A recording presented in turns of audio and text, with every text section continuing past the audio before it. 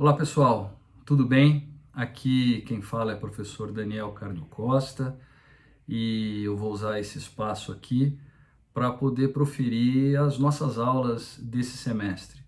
Como todos sabem, nós vivemos um momento absolutamente excepcional em razão dessa pandemia de coronavírus, mas a vida tem que continuar, Os nossos estudos acadêmicos têm de continuar e as nossas aulas da PUC vão continuar, pelo menos de natureza ou de forma virtual. Então eu vou começar agora a gravar as nossas aulas para que a gente consiga aí ter o nosso semestre de aulas de maneira tranquila, tá ok? E depois a gente mantém contato também no nosso grupo de WhatsApp, onde vocês vão poder me mandar perguntas e a gente vai interagir ali através do grupo de WhatsApp.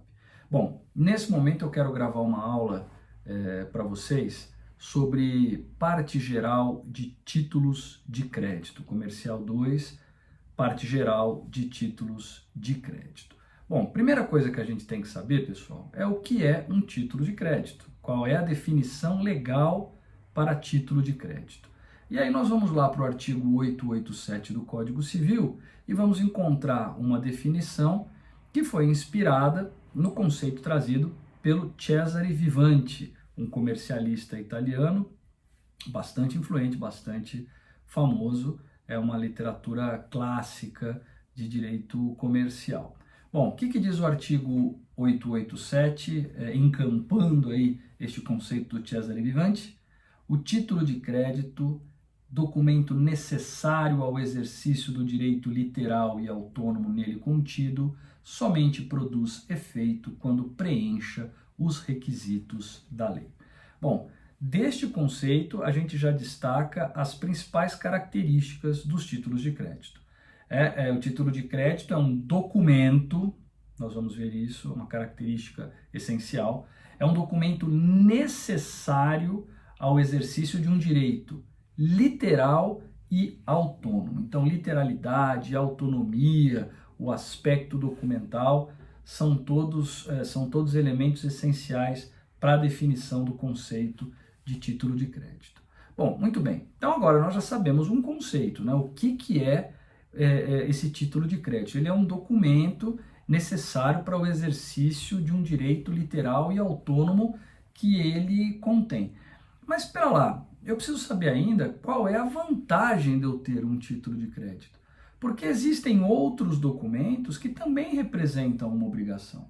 Quando nós falamos de título de crédito, a gente está falando sempre de um documento que representa uma relação de crédito. Alguém é credor e alguém é devedor. Mas outros documentos representam também relações creditícias e não são considerados título de crédito. Então, qual é a vantagem de eu ter um título de crédito? Por que eu quero ter um título de crédito ao invés de ter qualquer outro documento que represente também uma relação creditícia? Por exemplo, um contrato, ou algum outro documento civil que não seja classificado como sendo um título de crédito. Bom, a primeira grande diferença é que todo título de crédito é considerado um título executivo. Ora, se eu tenho um título executivo, eu tenho um título que representa uma obrigação líquida e certa e que me permite avançar sobre o patrimônio do devedor sem a necessidade de uma discussão prévia sobre a existência ou não daquele crédito. Presume-se que aquele crédito existe, é líquido e é certo. E, portanto, eu já posso lançar mão de uma execução. Eu não preciso entrar com uma ação de conhecimento para formar um título executivo e só então executar. O título de crédito, ele é sempre considerado um título executivo extrajudicial, um documento ao qual a lei atribui eficácia executiva. Então essa é uma grande vantagem da gente ter um título executivo, ou melhor, um título de crédito, porque ele é considerado sempre um título executivo. Uma outra observação acerca dessas diferenças entre título de crédito e outros documentos que possam representar obrigações creditícias, O título de crédito, ele deve sempre representar uma obrigação de pagar quantia.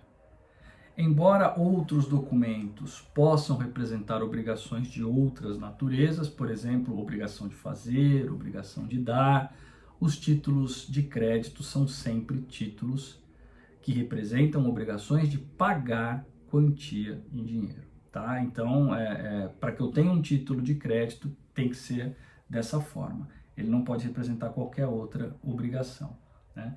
Eu me lembro quando eu era jovem e na tentativa, né, de galantear as namoradas ali, a gente pegava uma folha de cheque e escrevia ali 1 milhão de beijinhos e coisa e tal, né? Muito embora isso pudesse funcionar para fins de paquera, de fato aquele documento não poderia ser considerado um título de crédito, porque era uma obrigação de dar beijinhos. 1 milhão de beijinhos não era uma obrigação de pagar quantia. Então, lembrem-se, fora da paquera, se o título de crédito, para você ter um título de crédito, ele deve representar uma obrigação de pagar quantia. Outros documentos podem representar outras obrigações, ok?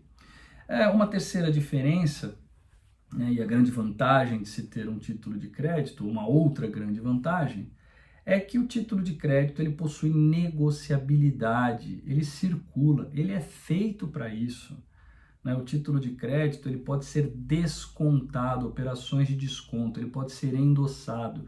Então, se eu pego ali um título de crédito representando 10 mil reais, eu posso passar este título para frente e a outra pessoa vai se tornar titular desses 10 mil reais, né?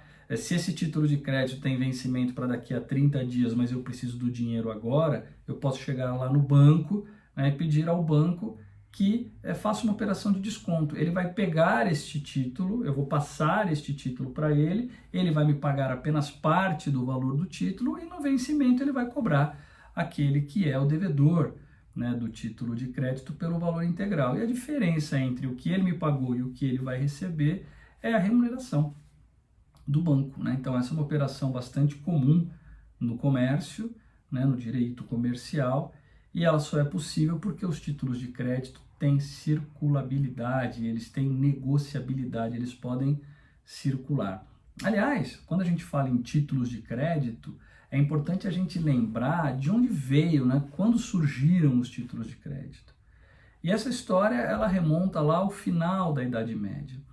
Na Idade Média, eu não sei se vocês se lembram das aulas de história, provavelmente sim, mas na Idade Média as pessoas viviam muito mais isoladas, não havia um comércio entre os feudos, né? As pessoas viviam em feudos, o feudalismo, né?